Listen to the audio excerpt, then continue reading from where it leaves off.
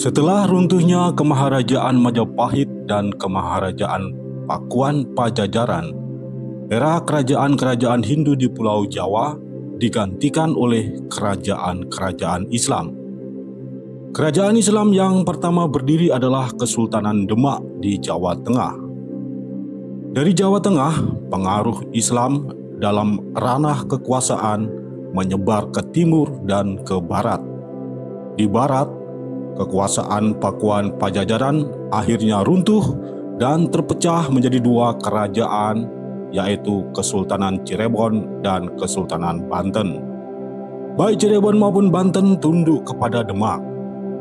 Di timur, kekuasaan Majapahit pun runtuh dan jatuh dalam genggaman Demak.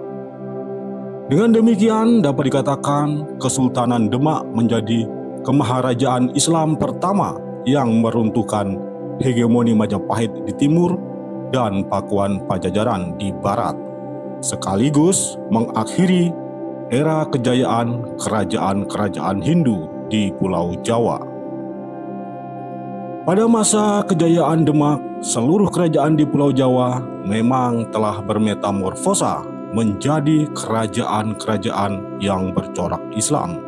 Tetapi, ada satu kerajaan Hindu di ujung timur Pulau Jawa yang masih mencoba bertahan dari pengaruh Islam, sampai akhirnya dapat dihancur leburkan oleh VOC. Pemirsa, inilah sejarah Kerajaan Blambangan, benteng terakhir kerajaan Hindu di Pulau Jawa.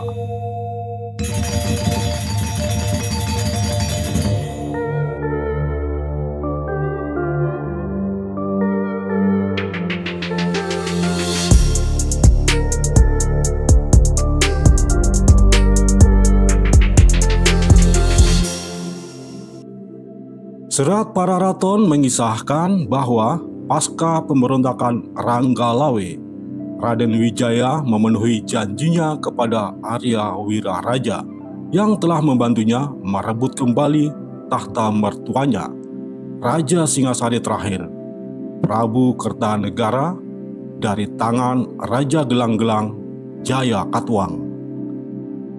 Arya Wiraraja Adipati Sumenep adalah seorang maestro strategi, bukan hanya memberikan perlindungan kepada Raden Wijaya selama pelariannya, tetapi juga mengatur siasat agar Raden Wijaya dapat kembali ke Pulau Jawa, diterima oleh Jaya Katuang, dan mendapatkan wilayah di hutan tarik. Bukan hanya itu, Arya Wiraraja juga mengatur siasat sekaligus memberikan bantuan militer kepada Raden Wijaya untuk dapat menggulingkan Jaya Katuang. Sebagai imbalannya, Raden Wijaya menjanjikan kepada Arya Wiraraja untuk memberi wilayah kekuasaan, yaitu sebagian dari wilayah yang telah mereka rebut. Singkat cerita, Raden Wijaya memenuhi janjinya dengan menyerahkan wilayah Lamajang Tigang Juru kepada Arya Wiraraja. Sejak saat itu, Arya Wiraraja tidak lagi menghadap Raden Wijaya sebagai bawahannya. Lamajang Tigang Juru menjadi kerajaan yang sejajar dengan Majapahit. Lamajang Tigang Juru berpusat di Lamajang atau Lumajang dengan 3 juru atau 3 wilayah setingkat kadipaten yang dibawahi, yakni Keta, Sadeng, dan Blambangan. Ditambah lagi wilayah kekuasaan Arya Wiraraja di Sumenep dan Pulau Madura seluruhnya.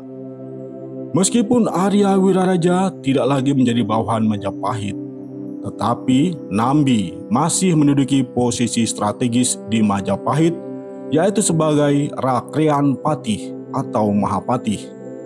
Ada sumber yang menyebutkan bahwa Nambi adalah anak Arya Wiraraja, yang berarti adalah saudara Ranggalawe. Tetapi ada juga yang menyebutkan bahwa Nambi adalah kerabat dekat yang dididik dan diasuh oleh Arya Wiraraja.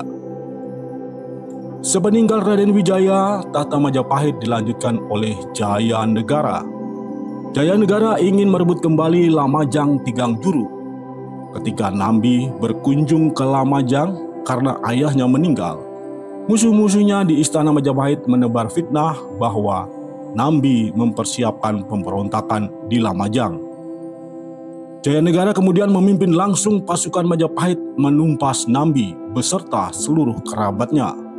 Lamajang Tigangjuru kembali jatuh dalam kekuasaan Majapahit. Setelah penumpasan Nambi dan kerabatnya, berita tentang Arya Wiraraja tidak ada lagi. Ada dua spekulasi tentang hal ini. Pertama, Arya Wiraraja telah wafat sebelum pemberontakan Nambi. Bahkan, Nambi diangkat menjadi raja menggantikan Arya Wiraraja. Versi ini menganggap Nambi sebagai raja kedua di kerajaan Lamajang Tigangjuru sebelum kerajaan itu direbut kembali oleh Majapahit. Spekulasi kedua, Arya Wiraraja ditumpas bersama Nambi karena Arya Wiraraja adalah kerabat Nambi. Prasasti Jayanegara I yang dibuat tahun 1316 menyebut wilayah Walambangan atau Belambangan sebagai wilayah Karamaan atau wilayah yang diberikan pada para resi dengan otonomi khusus. Tahun 1328, Jayanegara tewas di tangan Ratanca tanpa meninggalkan keturunan. Tahta Majapahit kemudian dilanjutkan saudari tirinya, Tribuana Tunggadewi. Para raton mengisahkan bahwa di awal pemerintahan Tribuana, dua wilayah yang dulu menjadi bagian dari wilayah Lamajang Tigangjuru memberontak, yaitu Keta dan Sadeng. Pemberontakan Keta dan Sadeng dapat ditumpas oleh pasukan Majapahit di bawah pimpinan langsung Tribuana Tunggadewi. Karena Belambangan tidak ikut memberontak bersama Keta dan Sadeng, bahkan berpihak kepada Majapahit, Tribuana memberikan anugerah khusus kepada Belambangan sebagai wilayah Sima. Rakyat di Belambangan dibebaskan membayar pajak kepada Majapahit. Kitab Desa Warnana atau Nagara Kertagama yang ditulis pada masa Hayam Wuruk menyebut Balumbung atau Belambangan sebagai wilayah yang tunduk kepada Majapahit. Pertanyaan selanjutnya, siapakah penguasa Belambangan?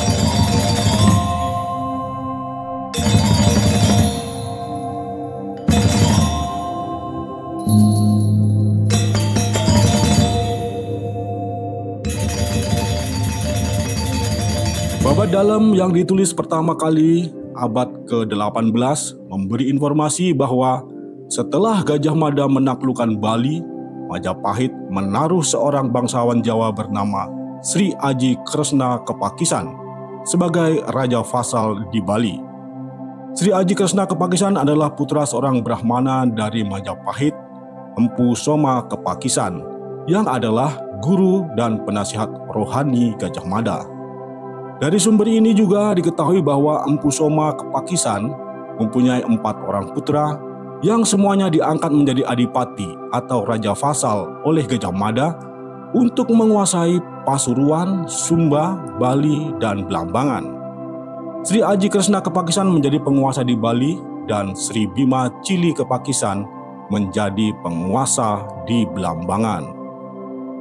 Sri Bima Cili Kepakisan dinobatkan oleh Gajah Mada menjadi juru atau adipati Belambangan pada masa Hayam Wuruk sebagai Maharaja Majapahit.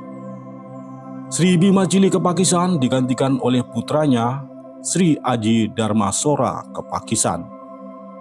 Pada masa Perang Parekrek antara Bre Wirabumi, penguasa Keraton Majapahit Timur yang adalah putra Hayam Wuruk dari selirnya, melawan Wikramawardhana, penguasa Keraton Majapahit Barat, yang adalah keponakan sekaligus menantu Hayam Wuruk, suami Kusumawardhani, putri Hayam Wuruk dengan permaisurinya. Belambangan berpihak kepada Bre Wirabumi. Hal ini disebabkan karena Belambangan menjadi bagian dari wilayah kekuasaan Keraton Majapahit Timur. Selama perang berlangsung, Belambangan memainkan peran yang sangat strategis karena pusat pembuatan persenjataan Majapahit kala itu terletak di Belambangan. Dengan pasokan persenjataan dari Blambangan membuat Majapahit Timur sulit ditaklukkan oleh Majapahit Barat. Meskipun akhirnya setelah perang berjalan selama 2 tahun, Majapahit Timur dapat dikalahkan. Priwirabumi terbunuh dalam pelariannya.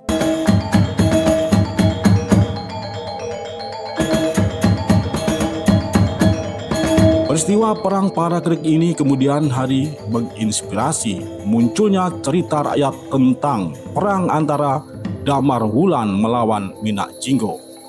Dikisahkan bahwa Minak Jinggo yang adalah Adipati Blambangan berniat mempersunting Kencana Wungu, Ratu Majapahit. Kencana Wungu menolak cinta Minak Jinggo, membuat Minak Jinggo marah dan melakukan pemberontakan. Untuk meredam pemberontakan Minak Jinggo, Kencana Wungu membuat sayembara. Barang siapa dapat mengalahkan Minak Jinggo akan menjadi suaminya. Tampillah Damar Wulan untuk menghadapi Minak Jinggo. Damar Wulan dapat mengalahkan Minak Jinggo setelah dengan siasat liciknya dengan memperdaya istri Minak Jinggo dapat mencuri pusaka berupa gada milik Minak Jinggo. Minak Jinggo gugur di tangan Damar Wulan. Kepalanya dibawa ke Majapahit, dipersembahkan kepada Kencana Wungu. Damar Wulan akhirnya menikahi Kencana Wungu dan menjadi Raja Majapahit. Sekalipun kisah tentang Damar Wulan maupun Minak Jinggo hanyalah kisah fiktif, tetapi kisah ini sangat populer dan membuat Kadipaten Blambangan menjadi terkenal sepanjang masa. Pasca Perang Parakrik, perang perebutan tahta Majapahit masih meletus silih berganti.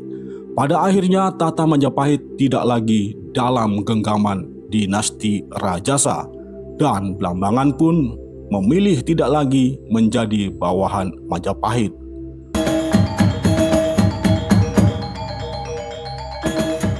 Setelah berakhirnya kekuasaan Sri Bima Cili Kepakisan di Blambangan, tidak ada lagi keterangan dinasti Kepakisan berkuasa di Blambangan.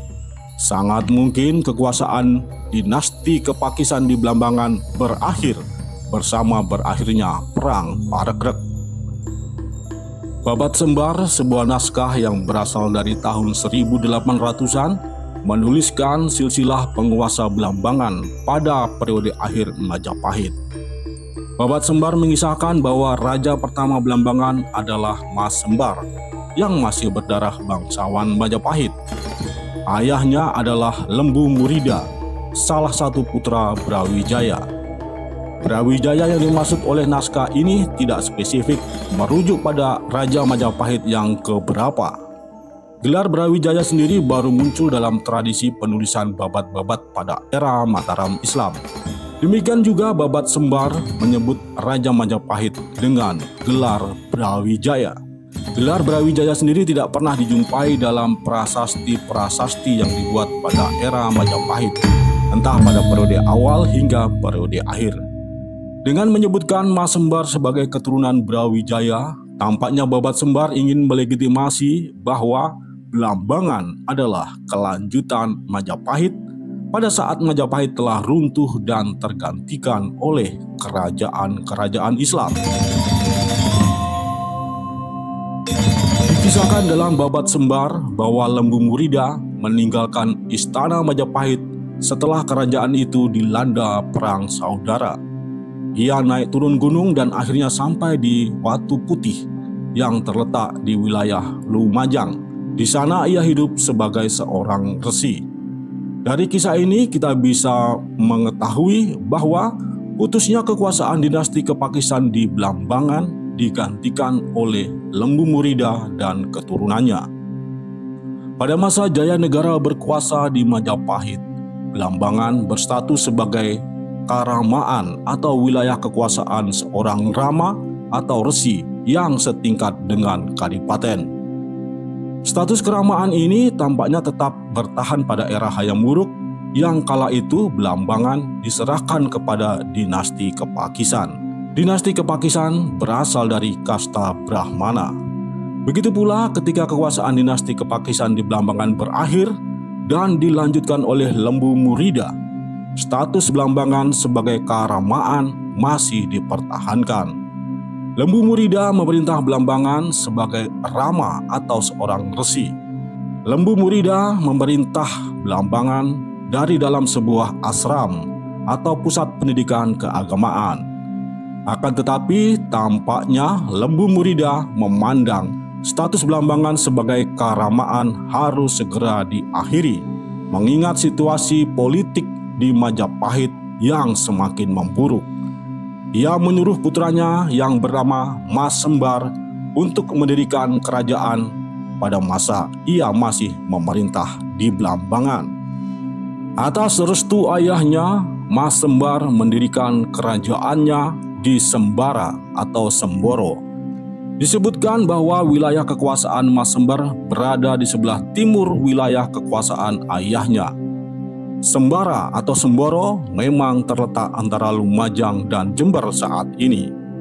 Mas Sembar memulai sejarah baru Belambangan yang memerintah bukan sebagai resi, melainkan sebagai raja yang berdaulat. Itulah sebabnya mengapa banyak ahli menyebut Mas Sembar sebagai pendiri dan raja pertama kerajaan Belambangan, karena dialah yang memulai babak baru Belambangan dari keramaan yang setingkat kadipaten menjadi sebuah kerajaan.